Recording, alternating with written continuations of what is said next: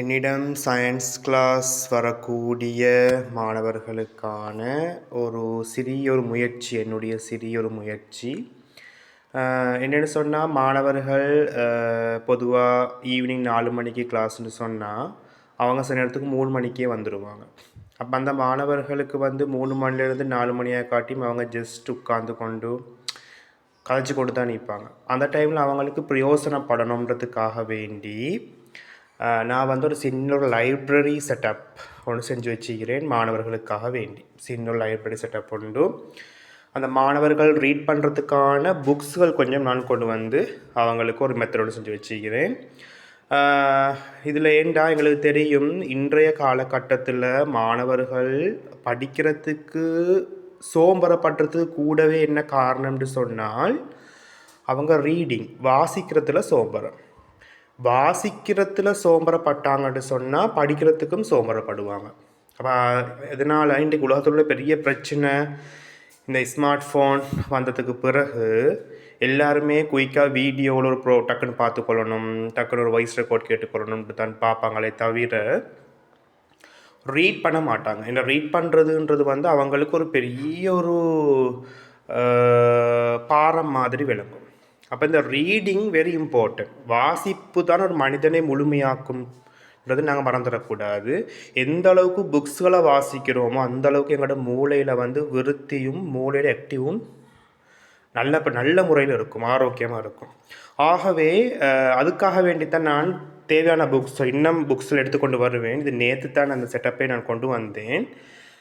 இதில் பார்த்தேன்னா தெரியும் உங்களுக்கு, பாருங்கள். மாணவர்களுக்கு தேவையான கோழி வளர்ப்பை பற்றி நான் புக் வச்சுக்கிறேன், காடை வளர்ப்பை பற்றி புக் வச்சுக்கிறேன், கோழிக்கு வரக்கூடிய நோய்கள், புல் பயிர் செய்கை, ஆடு வளர்ப்பு, இறைச்சி சம்பந்தமான, அடுத்தது என்னுடைய சயின்ஸ் புத்தகம், இது நான் எழுதின மாணவர்களுக்கான சயின்ஸ் புத்தகமும் வச்சுக்கிறேன். அதோடு அவங்களுக்கு ஸ்போக்கன் இங்கிலீஷ் புக்ஸுகள், தூரிய வகாவுன்னு சொல்லி சிங்களத்தில் ஒரு புக் கொண்டு இது தூரிய பயிற்சியை எப்படி செய்யலாம் அப்படின்னு சொல்லி இதை மாதிரி நிறைய புத்தகங்கள் மாணவர்களுக்கு தேவையானது. ஏன்னு சொன்னால் இந்த கிரேட் 6, 7, 8, 9 மாணவர்கள் கூடுதலாக பெட்ஸ் வளர்ப்பாங்க. அப்போ அவங்களுக்கு இது நாங்கள் எப்படி அதை ஒரு பிஸ்னஸாக கொண்டு போகிறோன்றதுக்கான நாலேஜத்தை இப்போ கொடுக்கணும். அதுதான் இப்போ நியூ எஜுகேஷன் சிஸ்டம். வெறுமனே ஸ்டோரி புக்ஸில் வாசிக்கிறது அல்ல, மாணவர்களுக்கு ஸ்கில்ஸ் தான் வெரி இம்பார்ட்டண்ட். அப்போ அவங்க சின்ன வயசுலேயே அவங்களோட பிஸ்னஸ் தான் அவங்களுக்கு நாங்கள் மேனேஜ் பண்ண கொடுக்கணும். அடுத்தது பாருங்கள், அரசியலை பற்றியும் நான் புக் வச்சுக்கிறேன். இலங்கை அரசியல் பற்றி புக் வச்சுக்கிறேன். பல்கலைக்கழகம் வருவதற்காகன்ற புத்தகத்தை வச்சுக்கிறேன். அதோடு இன்னொரு வெரி இம்பார்ட்டன்ட் என்னென்னா கவிதை புத்தகங்கள் இது. இதில் இன்னொரு விஷயம் என்னென்னு சொன்னால், மதங்களை பற்றின புத்தகம் பாருங்கள், கீதாச்சாரம்ன்ற புத்தகத்தையும் வச்சுக்கிறேன். இது கீதாச்சாரம்னு சொல்லக்கூடிய பகவத்கீதையினுடைய ஒரு சாரம்சம். இந்த புத்தகத்தையும் மாணவர்களுக்கு வச்சுக்கிறேன். ஏன்னா எல்லா மதங்களையும் மாணவர்கள் படிக்கணும், கட்டாயம் அனைத்து மதங்களையும் படிக்கணும். அப்போ தான் மனித நேயத்தை வளர்த்து கொள்ளலாம். பௌத்த மதம் பற்றின தம்ம பதம் என்று சொல்லக்கூடிய இந்த புத்தகத்தை நான் வச்சுக்கிறேன்.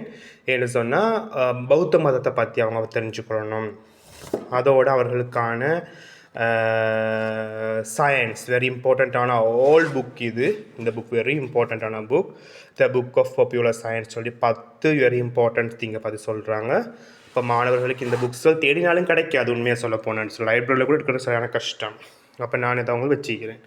அடுத்து இஸ்லாமிக் புக்ஸ்கள் நிறைய நான் வச்சுக்கிறேன். மாணவர்களுக்கு தேவையான இஸ்லாம் சம்மந்தப்பட்ட புத்தகங்கள், சஹீஹ் புகாரி, அர்-ரஹீக் அல் மக்தூம், இது சம்மந்தமான புத்தகங்கள் நிறைய வைக்கப்பட்டிருக்குது. அடுத்தது ஜென்ரல் நாலேஜ் சம்மந்தமான உலக வினாக்கள் புத்தகங்கள் வைக்கப்பட்டு வெரி இம்பார்ட்டண்ட்டான புத்தகங்கள் வைக்கப்பட்டிருக்குது. போட்டி பரீட்சை வழிகாட்டக்கூடிய புத்தகங்கள்.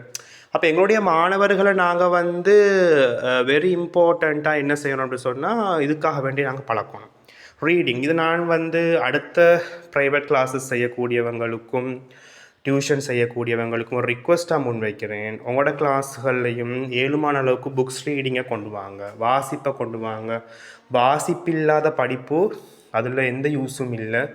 ஆகவே வாசிப்பு தான் very very very very very very important. Okay, என்னாலான ஒரு சிட்டி முயற்சி. அடுத்து இன்னொரு வெரி இம்பார்ட்டன்ட் புக் கொண்டு இருக்குது, த லைஃப் பயாலஜிக்கல் சயின்ஸ்னு சொல்லி வெரி இம்பார்ட்டண்ட்டான புக். மிச்சம் ஆல்வேஷன் எழுதினது எல்லா டீட்டெயில்ஸும் இதில் இருக்குது. அதை பாருங்கள், பால் பசு வளர்ப்புன்னு ஒன்றே நான் வச்சிருக்கிறேன். பால் பசு வளர்ப்புன்னு சொல்லி பசுக்களை எப்படி வளர்க்குறன்ற சம்மந்தமான புத்தகங்கள். ஓகே, அடுத்த எட்லஸ் மாணவ தேவையானதில் படிச்சுக்கொள்கிறதுக்கு எல்லாமே என்னால் முடிஞ்ச அளவுக்கு நான் சேவ் பண்ணிக்கிறேன். இன்னும் ஃப்யூச்சரில் சேவ் பண்ணுவேன். இதுக்காக ஹெல்ப் பண்ண ஆட்களும் இருக்கிறாங்க.